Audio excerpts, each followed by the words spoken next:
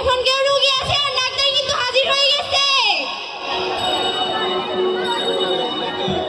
রোগী আছেন নাকি? চলে আসেন।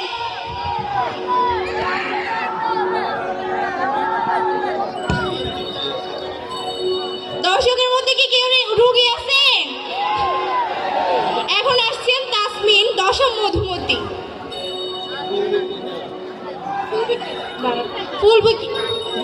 ফুল বিক্রেতা। কেউ কি কারোর জন্য ফুল কিনবেন? চলে আসুন ফুল কিনতে।